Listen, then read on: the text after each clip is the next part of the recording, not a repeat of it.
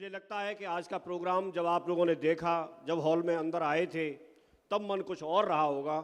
और अब धीरे धीरे करके आपने डायमंड सेलिब्रेशन अपनी आंखों से देखा, प्रत्यक्ष देखा, और साथ में सर को यहाँ पर बहुत अच्छे सरल तरीके से हमको समझाते हुए देखा। हम उनका भी आभार प्रकट करते हैं। उन्होंने अपना बहुत वैल्यूएबल समय निकाला और हमको एक स्पष्ट तस्वीर की, कुछ क्लियर किया, कुछ विजन दिया कि हमको बिजनेस क्यों करना चाहिए। क्योंकि जब तक हमको दिखता नहीं है या कुछ स्पष्टता नहीं होती, तब तक हम प्रभावी तरीके से काम नहीं कर पाते, या अपने आप को हमारे पास समय नहीं है, या हम यहाँ नहीं आ पाएंगे, वहाँ नहीं आ पाएंगे, या हमारे पास ये प्रोग्राम अटेंड करने के लिए पैसा नहीं है। ये सारे सवाल अगर आ रहे हैं तो इसका मतलब ये होता है कि हमारा इस बिजनेस को करने का जो एक कोई कारण है वो स्पष्ट नहीं है। जब स्पष्ट नहीं होता है तो इस तरह की चीज़ें आती हैं। मेरा नाम विजयपाल सिंह और मैं मथुरा से बिलोंग करता हूँ। मैं पिछले 22 साल से इस बिज़नेस को कर रहा हूँ। जब मैंने शुरुआत की थी तो मुझे सरकारी नौकरी, गवर्नमेंट जॉब में मैं टीचर था, वो और ये बिजनेस मुझे साथ साथ मिले, और मेरी प्रायोरिटी गवर्नमेंट जॉब को थी। प्राथमिकता मैं गवर्नमेंट जॉब को देता था, सेकेंडरी मेरा बिजनेस था। ऐसा इसलिए था और उस समय तक रहा जब तक मुझे इस बिजनेस की पावर या इसके बारे में स्पष्टता से ये क्या कर सकता है, मेरे जीवन में क्या परिवर्तन ला सकता है, जब तक ये चीज़ क्लियर नहीं हुई तब तक मैं प्राथमिकता अपनी नौकरी को देता था। और मुझे देनी चाहिए कि नहीं देनी चाहिए? आप होते तो आप भी यही करते। तो इसका मतलब ये होता है कि अगर मेरा एक तरफ इस बिजनेस की कोई मीटिंग है, कोई फंक्शन है, और एक तरफ मुझे स्कूल जाना है, तो मैं स्कूल पहले जाऊंगा। अगर स्कूल की छुट्टी होगी तो मैं इस काम को करूंगा, नहीं तो मैं स्कूल जाऊंगा। यही तो होता है प्राथमिकता का मतलब, यस और नो? तो मैं यही करता था। लेकिन जब मेरी स्पष्टता हुई, यहां से धीरे धीरे करके मैंने इस बिजनेस के बारे में जाना, मैं सफल लोगों के संपर्क में आया, मैंने इस चीज़ के बारे में स्पष्टता हुई कि इस बिजनेस को कैसे कर सकते हैं, ये बिजनेस मेरे जीवन में क्या कर सकता है। जब ये ज्ञान मुझे हुआ और इसका मुझे भरोसा हुआ, विश्वास हुआ, तो मेरी प्राथमिकता फिर नौकरी के बजाय ये बिजनेस बन गया। अब मेरे साथ ये हो गया कि अगर मेरा एक फंक्शन है, अगर कोई मीटिंग है, फ्राइडे की ट्रेनिंग है, या संडे का प्लान है, या कोई मेरी ग्रुप मीटिंग है, या जरूरी काम अगर बिजनेस का है, तो मैं पहले बिजनेस का काम करूंगा, बाद में स्कूल जाऊंगा। क्लियर हो गया? तो यही चीज हमारे साथ होती है। हम कोई बिजनेस कर रहे होते हैं या कोई हम नौकरी कर रहे होते हैं और उस समय हम उसको प्राथमिकता देते हैं। इसका मतलब यह है कि हमारा इस बिजनेस के बारे में स्पष्ट कुछ नहीं है, कोई कारण ऐसा नहीं है हमारा ठोस कि जिसकी वजह से हम लोग इस बिजनेस के लिए मोटिवेट हो सकें या प्रभावी तरीके से समय को मैनेज करके इसको कर सकें। यही तो होता है, यस और नो? तो उसमें बहुत सारी हेल्प सर ने की। इसको मैं एक कहानी के माध्यम से इसको मैं अपनी बात को क्लोज करूंगा कि एक बार क्या है, एक पति पत्नी थे, उन्होंने कोई वृद्ध आदमी थे, उनसे एक अच्छा घर खरीदा। लेकिन उन दोनों में क्या हमेशा झगड़ा होता रहता था, हमेशा झगड़ते रहते थे। जो घर खरीदा था वो घर बहुत शानदार था, लेकिन उसमें एक खास बात थी, उसमें एक जादू का जिन्न रहता था। और वो जो जादू का जिन्न था वो पति पत्नी को सुबह शाम आए दिन लड़ते हुए देखता था, झगड़ते हुए देखता था। और वो उनका झगड़ा देख देख के झगड़ते झगड़ते देख देख करके वो जिन्न परेशान हो गया।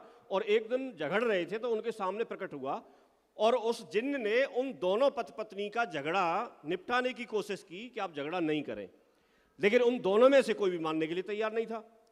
झगड़ा करने के लिए, झगड़ा नहीं करें इस बात को मानने के लिए तैयार नहीं थे। उस जिन्न ने एक ऑफर दिया कि अगर आप अभी झगड़ा बंद कर देते और कभी नहीं लड़ेंगे तो मैं आपकी एक एक इच्छा पूर्ति कर सकता हूं।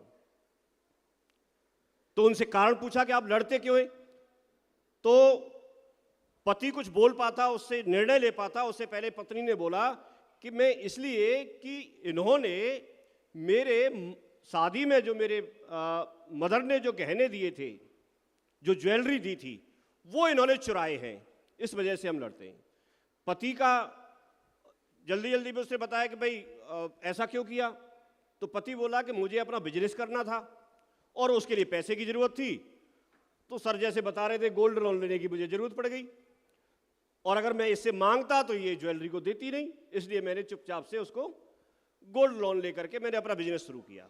इस बात पे झगड़ा होता रहता था। तो उन्होंने इच्छा पूर्ति करने के लिए जब जिन्न ने बोला तो पति बोलता, उससे पहले पत्नी बोली कि मेरी ये इच्छा है कि मेरे जो गहने थे, जो ज्वेलरी थी, जो पति ने चुराए हैं, वो मुझे वापस मिल जाए।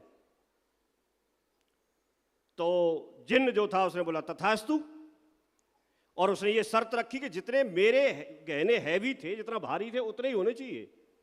तो उसने तथास्तु बोल दिया, वो वापस मिल गया।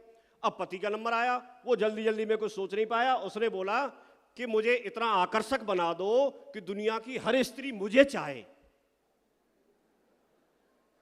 तो जिन्न बोला कि ये तो बहुत आसान है, और उसने बोला कि इत्र की बोतल बना देता हूं। तो उसको एक इत्र की बोतल बना दिया, क्योंकि इत्र की बोतल वो तो हर स्त्री चाहेगी। इससे एक मैसेज हमें जो मिलता है वो हमें ये समझना है कि पति को कुछ स्पष्टता नहीं थी, और स्पष्टता नहीं होने के चक्कर में, क्लियर कट कुछ नहीं मांगने के चक्कर में वो इत्र की बोतल बन गया। मैं कहना ये चाहता हूं कि हम कहां से आए हैं ये ज्यादा मायने नहीं रखता, लेकिन हम कहां जाना चाहते हैं ये जब तक स्पष्ट नहीं होगा, क्लियर नहीं होगा, तो कंफ्यूजन क्रिएट होगा और हम जो चाहते हैं वो ना मिलके कुछ और मिल जाएगा। तो इसलिए इसमें बहुत हेल्प की हमको ESBI क्वाड्रेंट से भी सर ने समझाया, ये पहले भी समझा होगा, और बहुत सारी चीज़ें अभी भारत के अंदर क्या चल रहा है, किस तरह का एजुकेशन का हाल चल रहा है, किस तरह से नौकरियों का हाल चल रहा है, किस तरह से बिजनेस का हाल चल रहा है, किस तरह से महंगाइयाँ बढ़ रही है, उसके लिए स्पष्ट तस्वीर हमारे सामने की। मैं आपसे एक ही बात बोलता हूं कि आप अपना विजन क्लियर कीजिए, अपना ठोस कारण ढूंढिए। आपका परिवार जो पीढ़ियों से E और S क्वाड्रेंट में चल रहा है, जहां पर 95% लोग हैं, हमारे पास ये बिजनेस की ताकत है कि हम B और I क्वाड्रेंट में इस बिजनेस की वजह से जा सकते हैं। नहीं तो दुनिया में कोई दूसरा तरीका ऐसा नहीं है हमारे आपके जैसे परिवार के लिए। तो ये बहुत आगे लेके जा सकता है। मैं अपनी बात को यहीं पर रोकूंगा, यहीं पर विराम दूंगा, समय अलाउ नहीं कर रहा है। और बहुत बहुत धन्यवाद कि आपने मुझे सुनने का मौका दिया। और मैं आपको बस एक ही बात बोलता हूं, आप आए हैं तो यहां पर मुट्ठी बांध के जाना। मैं एक बार डायमंड शिप में गया था और वो डायमंड बनते हुए देखा था, तो मैं वहां से एक बार मुट्ठी बांध के आया था 24 अक्टूबर 2004 को कि मैं दुनिया में कुछ करूं या नहीं करूं, लेकिन एक बार डायमंड जरूर बन के दिखाऊंगा। यहां भी मैं ऐसे ही लोगों को चाहता हूं। कितने लोग ऐसे हैं जो चाहे आप आज तक कुछ भी करते हो, लेकिन जीवन में इस दुनिया से जाने से पहले एक बार आप अपने परिवार के लिए डायमंड जरूर बनेंगे। कितने लोग ऐसे जो मुट्ठी बांध के बोलते हैं? सारे लोग। अगर ये आप सच्चे दिल से मुट्ठी बांध रहे हैं तो मैं ऊपर वाले से प्रार्थना करता हूं कि आपको जीवन में जरूर डायमंड बनाए। Thank you very much. Thank you बहुत बहुत।